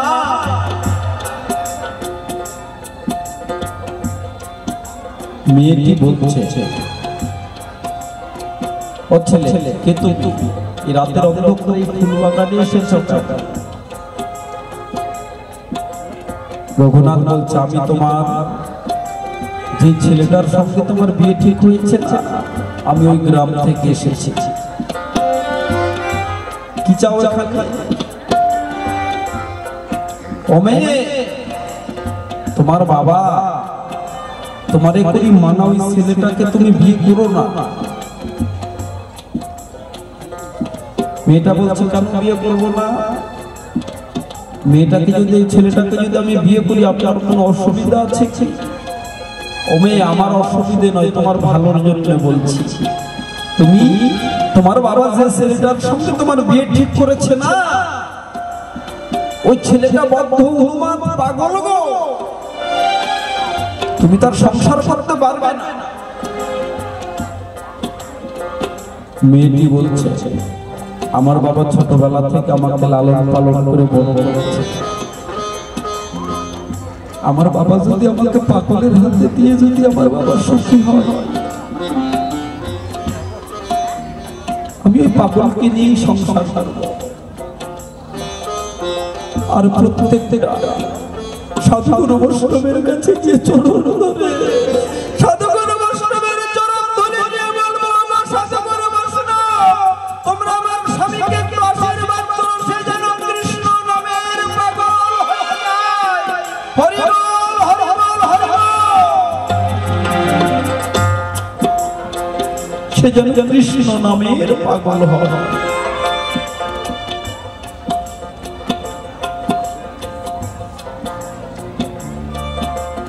রঘুনাথ মনে মনে চিন্তা করলো, না তো কাজ হলো না, এবারে অন্যভাবে বলি, কোনো নারীর স্বামীর চরিত্রগত যদি কিছু বলা যায় তাহলে হতে পারে।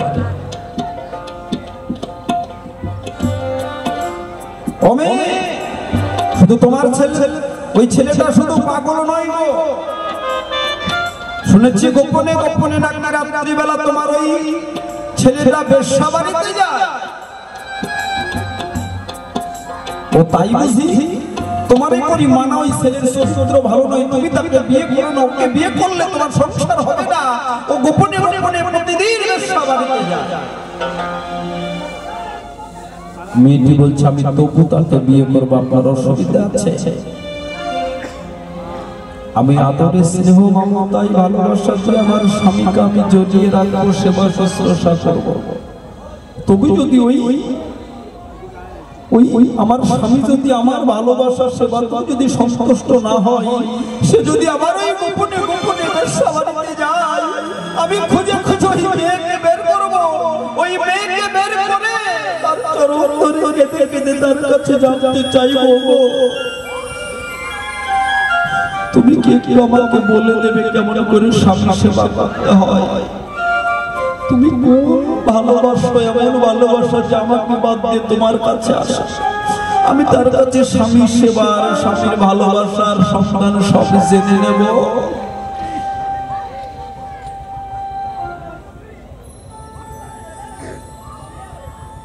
রঘুনাথ মনে মনে চিন্তা করলে এবারও তো কাজ হলো না। আচ্ছা মেয়ে, তোমাকে আর একটা শেষ কথা বলি, যদি তোমার এরপরও বিয়ে করার ইচ্ছে থাকে করতে পারো, আমার আর আপত্তি নাই। কি? আচ্ছা মেয়ে বলো তো, নারী পুরুষের স্মরণীয় রাত কোনটি? করছে কেন? ফুলসজ্জা বাসর রাত। আচ্ছা বলো তো মেয়ে, ওই ফুলসজ্জার বাসর রাতে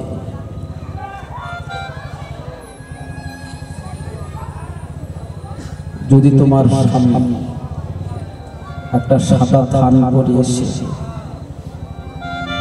তোমার কাছ থেকে বিদায় নিয়ে যদি সন্ন্যাসে যেতে চাই, তুমি পারবে তো?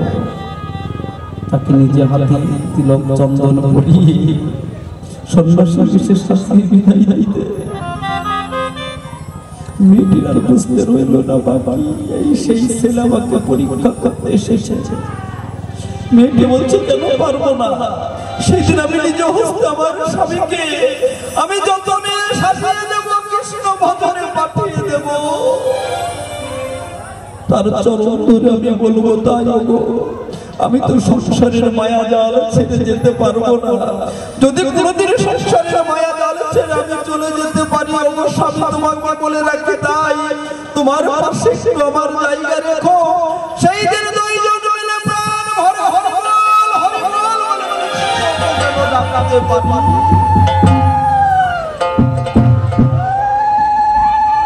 নিজেরা সাধু, চাওয়া পাওয়া, কাম কামনা, লোভ লালসা কিছু না, জীবের প্রতি রুচি। এক জীবকে বিবেকানন্দ বলে গেছে, বহুরূপে সনমুখে ছাড়ি কথায় খুঁজিয়াছে ঈশ্বর, জীবে প্রেম করে ঈশ্বর। প্রত্যেকটা জীবের মধ্যে সূক্ষ্ম সূক্ষ্ম আত্মা রূপে পরমাত্মা বাস করে। তাই একবার মিলনে যত জীব নষ্ট হয়। এইবার আপনাদেরকে বলি বাবা, একটা মানুষ মারা গেলে আপনাদের দাল্লাতে জানি না কয়দিন অসৌচ পালন করে। আমাদের হিলিতে 13 দিন পালন করে। তাহলে একটা মানুষ মারা গেলে 13 দিন, তাহলে এক ফোঁটা বিন্দুর মধ্যে 60,000 প্রাণ থাকে। একবার রমণী 60,000 প্রাণ নষ্ট হচ্ছে। আচ্ছা, একটা একটা করে মানুষের যদি এক রাত্র করেও পালন করতে যায়, আমি তো অতদিন বাঁচবই না। বলো, তোমার বাড়িটা অপবিত্র না পবিত্র? যে বাড়িতে নিত্য নিত্য মানুষ মরে, ও বাড়িতে যাগ যজ্ঞ পূজা পার্বণ দান ধ্যান যা কিছু করো না কেন, কোনোটাই কাছে দেবে না। তুমি যতই সাধু সেজে তিলক মালা পরে, যতই মানুষকে ডেকে এনে 10-20-30 হাজার টাকা খরচা করে মানুষকে খাওয়াও না কেন, কোনো কাজ হবে না। যতক্ষণ পর্যন্ত আসল জায়গায় ঠিক না থাকবে, ওই জায়গায় পিতৃধনে যার লক্ষ্য, কৃষ্ণচন্দ্র তার পক্ষ। প্রমাণ আছে বিশ্ব চরাচরে পিতৃধনে যার লক্ষ্য, কৃষ্ণচন্দ্র হয় তার পক্ষ। প্রমাণ আছে বিশ্ব চরাচরে। এই জীবের প্রতি দয়া করো, এক জীবকে দয়া করলে বিশ্বমণ্ডলের সব জীবের প্রতি দয়া হয়, তখনই হবে সাধু। এইটাই বললেন, জীবের প্রতি দয়া করো, ওই নামের প্রতি রুচি করো, আর সাধু বৈষ্ণবের সেবা। এই তিনটা করলে পরে তোমার ধর্ম। চৈতন্য চরিতামৃতে গৌরাঙ্গ মহাপ্রভু ইহাই বলে গেলেন, এর থেকে আরো বেশি কিছুর দরকার নাই, তোমাকে জান। তাহলে যা কিছু করেছিল জিজ্ঞাসা, কিঞ্চিত মাত্র করলাম তার খোলাসা। এবার দেখি মুকুন্দ দাস শেষে আবার কোন কথা কয়, কোনভাবে দেয় তার ভাবের পরিচয়। তারপরে আবার যদি সময় হাতে পাই, আবার এসে 2-4 কথা বলবার চেষ্টা করব। তাহলে এই পর্যন্তই রাখি। এবার আমার শিষ্য মুকুন্দ দাসকে ডাকি। জয় জয়।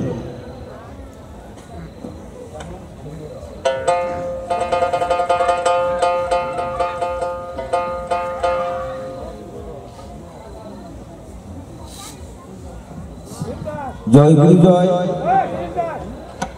শুনলাম এতক্ষণ ধরে গুরুদেবের বাণী। তাহলে দুইটা কোথা থেকে এলো?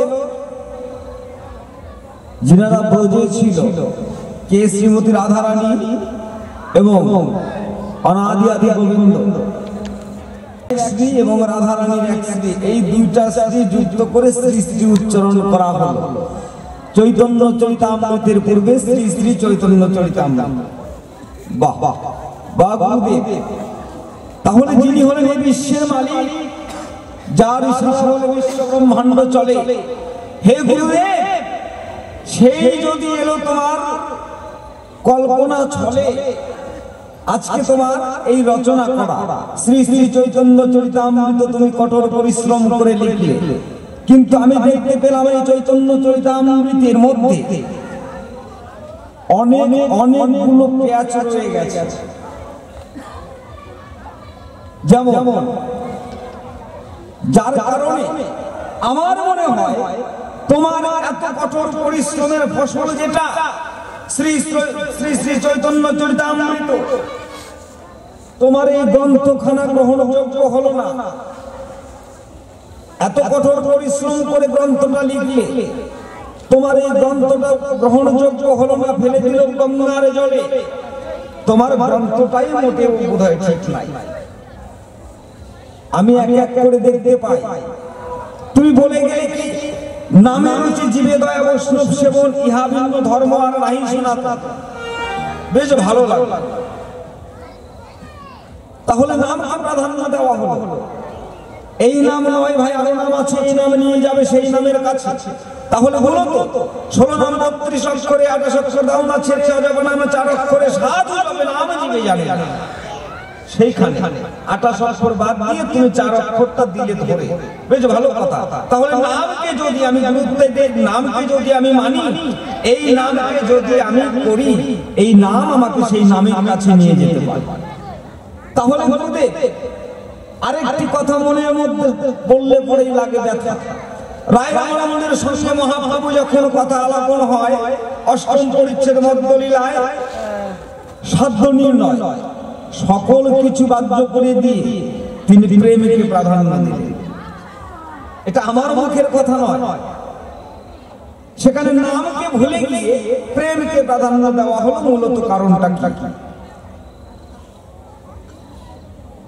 তারপরে তোমার ওই রচনা চৈতন্য চরিতামৃতে আমরা শুনতে পাই, ভজ ভজ ভাই নিতাই ভজ, ভজ ভজ ভাই নিতাই ভজ, নিতাই ভজলে গৌর পাবে, গৌর পেলে অনায়াসে ব্রজে যাবে।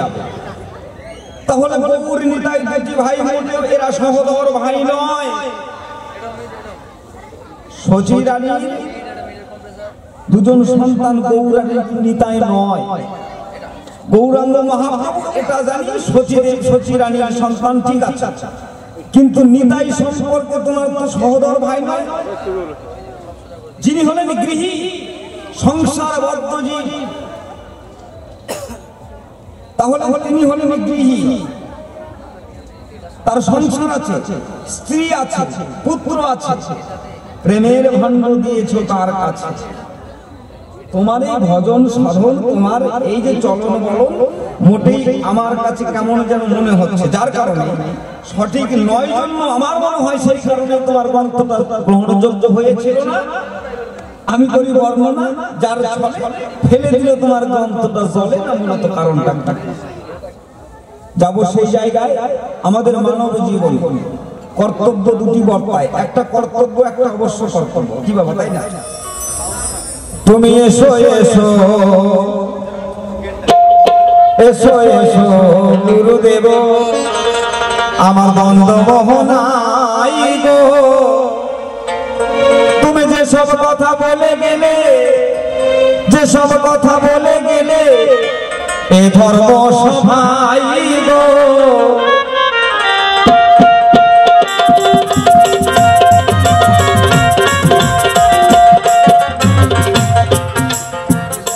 তুমি বলে গেলে অনেক কথা, কিন্তু আমার মনে জাগলো দারুণ ব্যথা।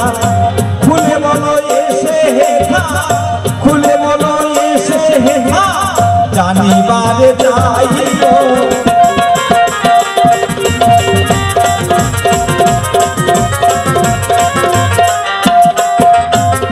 তুমি কত কষ্ট করে গ্রন্থ লিখেছিলে, কেন তাহা ফেলে দিল নদীর জলে? একটু কারণ আমায় বলো খুলে, কারণ আমায় বলো খুলে, জানিবারে চাইব।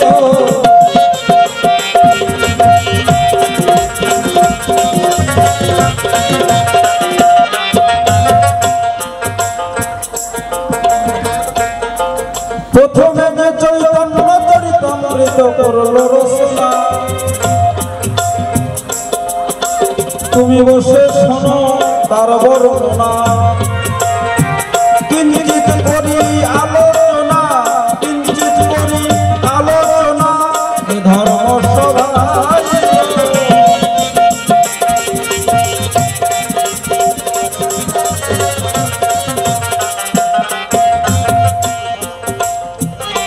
কবিরাজ গোস্বামী প্রথমে যে চৈতন্য চরিতামৃত খানা রচনা করলেন, এই চৈতন্য চরিতামৃত রচনা করবার পরে এইটা নিয়ে গেলেন সর্বস্বামীকে দেখাতে। আচ্ছা আচ্ছা, ওই যে জয় সনাতন ভট্ট রঘুনাথ শ্রীজীব গোপাল ভট্ট দাস রঘুনাথ, হ্যাঁ, এই 6 গোস্বামীর স্বীকৃতি নাম। আচ্ছা আচ্ছা, তারা গ্র্যান্ড না করলে বইটার কোনো মূল্য থাকবে না, মানে যে কোনো বৈষ্ণবের দ্বারাই। আচ্ছা আচ্ছা, বইটাকে অনুমোদিত করতে হবে। আচ্ছা আচ্ছা, সর্বস্বামীকে গিয়ে যখন বইটা দেখালেন, বইটা ঠিকই ছিল লেখা গ্রন্থটি, কিন্তু তার মধ্যে কিঞ্চিত টিকা টিপ্পণী বেশি ছিল। তাই কৃষ্ণ কথার মাধুর্য নষ্ট হয়ে যায়, এই কারণে গঙ্গার জলে দিয়েছিল তাই তোমারে জানাই। এসো এসো গুরুদেব চন্দ্রমোহনাই গো, এসো এসো। হ্যাঁ, ওই টিকা টিপ্পণী এমন ভাবে দেওয়া ছিল, পরের বার যে গ্রন্থটা আবার রচনা করবে ওই গ্রন্থটা এর মধ্যে টিকা টিপ্পণী সব দিয়ে। আচ্ছা আচ্ছা, রাধা গোবিন্দে ওই মাধুর্য লীলা লিখে গেলেন তাই। আচ্ছা আচ্ছা, সর্বস্বামী মেনে নিল তাই।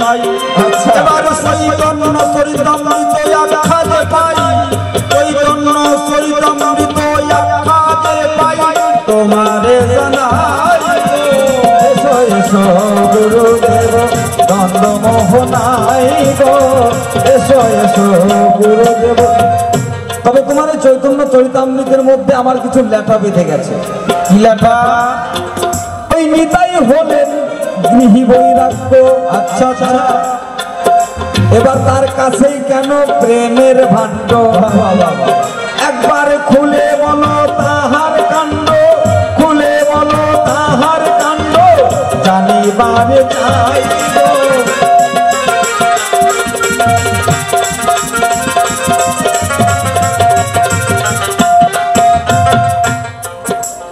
ভজন দুই প্রকার, কেমন?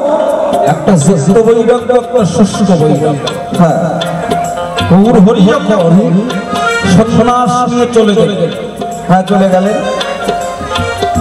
পিছনে পিছনে নিত্যানন্দ ভাই, হ্যাঁ ভাই তোরে কদিমানা আমার একা ফেলে যাস না, আমাকেও সঙ্গে নিবি, আমিও পূর্ণ ব্রহ্মের ব্রহ্মচর্য হতে চাই। আচ্ছা, ছেড়ে দিয়ে সবই সত্য হয়েছি যখন পূর্ণ ব্রহ্মের ব্রহ্মচর্য। ভাই আমি তোরে বলতে চাই, এই সন্ন্যাসী আমিও হতে চাই। গৌরাঙ্গ মহাপ্রভু নিতাই করল মানা, ভাই এইটা হবে। হে কলিযুগী, আমি যাহা করে গেলাম এইটা তোমরা করতে যেও না, আমি যাহা বলি সেইটা তোমরা শোনো, কারণ ভগবান এইটা করে গেছে, এইটা সাধারণ জীবের পক্ষে সম্ভব নয়। ভাই তোরে করি মানা, তুই সন্ন্যাস, তুই যদি সন্ন্যাসী হয়ে চলে যাস কলি জীবের দশা কি হবে? তুই আমার কথা নিবি, তুই ঘরে গিয়ে বিয়ে কলি জীবকে যুক্ত ভজন শিখা, মানে সংসার থেকে কেমন করে পূর্ণ ব্রহ্মচারী হওয়া যায়, কেমন করে কৃষ্ণ ভজন করা যায়।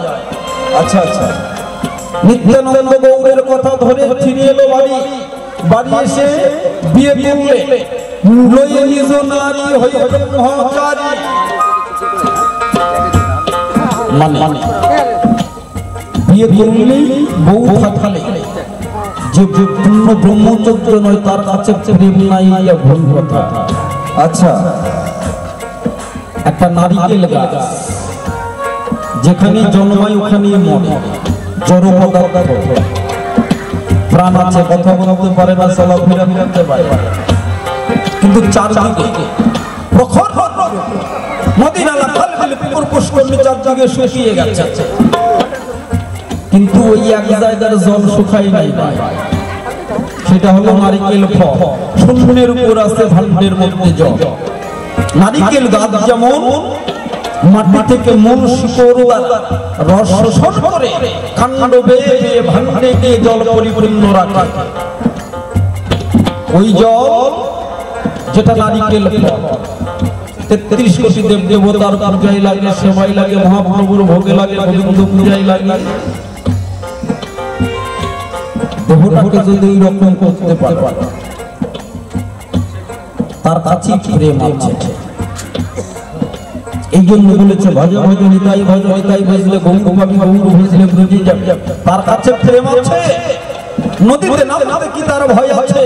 যে জন্য বাঁকা নদীর তুফান থামিয়েছে, তাদের পাহাড় ভেঙে নিচে আর নামে না জল, সেই জল নাই নিচে উঠে গেছে নদীর মুখে নল, তাদের নোংরে জল আর পড়ে না, দ্বারে আরে পাটাটা রয়েছে।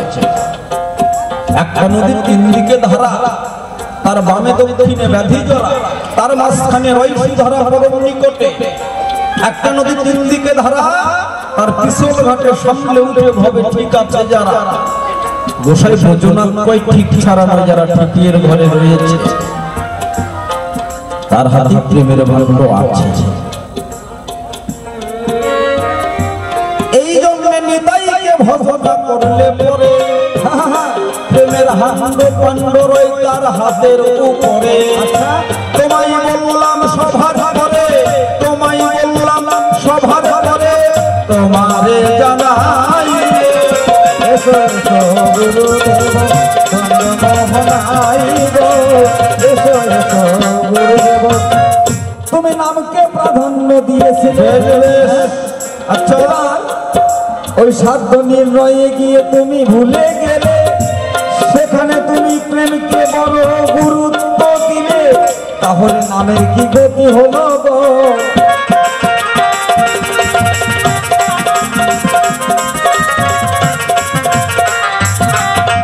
গুরুদেব, প্রেম যদি সর্বশ্রেষ্ঠ হয়, আচ্ছা, তাহলে নামের প্রতি এতক্ষণ ধরে ঝগড়া গন্ডগোল করার কোন দরকার ছিল কি? ছিল না। আচ্ছা আচ্ছা, এই প্রেমের মধ্যেই বা কি আছে? তোমাকে একটু প্রাথমিক কথা।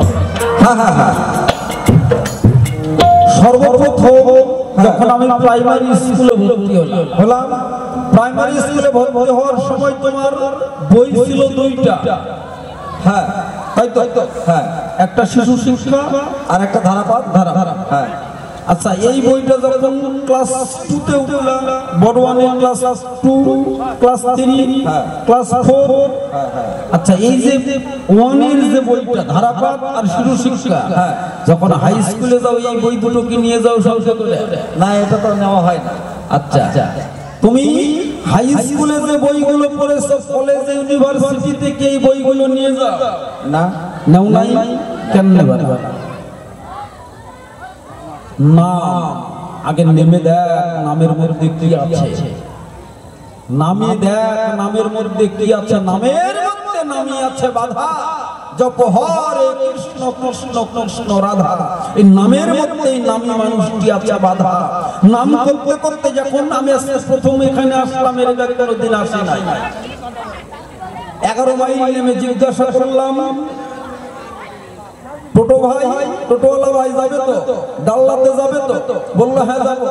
আমাকে ভূতপুকুর নিয়ে যান, ভূতপাড়ায় বাউল প্যান্ডেল। এই যে খোঁজ করতে করতে করতে এই জায়গায় এসে পৌঁছালাম। যখন এই জায়গায় পৌঁছে গেছি, তখন কি আর খোঁজ করার দরকার আছে? দরকার নাই। তদ্রূপ নামকে করতে করতে করতে, নামের সন্ধান করতে করতে, নামকে আশ্রয় করতে করতে যখন নামের মধ্যে পূর্ণ নামী মানুষটিকে পেয়ে যায়, তখন আর নামের কোনো দরকার নাই। তখন দুইজনের মধ্যে হয় প্রেম থেকে হয় মহাপ্রেম। তখন তারা ভগবান মিলেমিশে একাকার হয়ে যায়। এই জন্য নামকে প্রাধান্য দিলে রায় রামানন্দের ঘরে আমার গৌর হরিতা। বাবা বাবা, বেশ বেশ, প্রেমের উপরে আর কিছু হয় না। এই জন্য প্রেমকে সর্বপ্রাধান্য দিল। তোমায় খুলে বলি ভালো, এবার মনের ধাঁধায় আমার ঘুচে গেল, মনের ধাঁধা ঘুচে গেল, বদনে হরি কোন গাই গো। হরিব হরিব হরিব হরিব।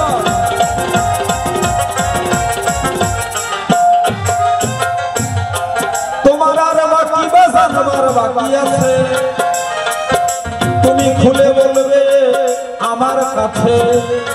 এবার যদি জানার বাঞ্ছা থাকে, যদি জানার বাঞ্ছা থাকে, বলিবে সবাই এসো এসো গুরুদেব চন্দ্রমোহনাই গো, এসো এসো গুরুদেব। গুরুদেব, আচ্ছা, জীবের আমরা বলি জীবেরও নিস্তারও লাগি, নন্দ সুত হরি ভুবনে প্রকাশ হলেন গুরুরূপ ধরে। এখন একবারে নিকটে চলে এলাম, কারণ যিনি গুরু তিনি গোবিন্দ, তিনি গৌর হরি, তিনি সকল কিছু। আচ্ছা, ভগবান অনাদি আদি গোবিন্দের মধ্যে যদি সর্ব ঐশ্বর্য গুণ বিদ্যমান থাকে, তাহলে গুরুদেবের কাছেও তাহাই আছে। তাহলে তোমার কাছে যদি সকলই পাই, তোমার শ্রী চরণে আশ্রয় যে চাই, একবার জ্ঞানের কলি ফুটিয়ে দাও আমায়, জ্ঞানের অঙ্কুর ফুটিয়ে দাও ভাই গো এসো এসো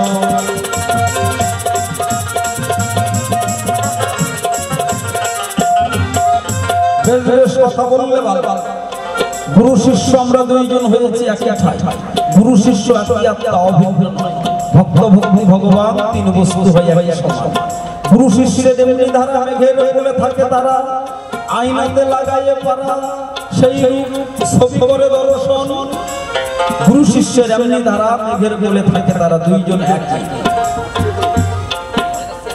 তুমি যদি গুরু যদি বৃক্ষ হয় শিষ্য হয় লতা হ্যাঁ তুমি যদি গুরুদেব যদি চরণ হয় শিষ্য হবে আত্মা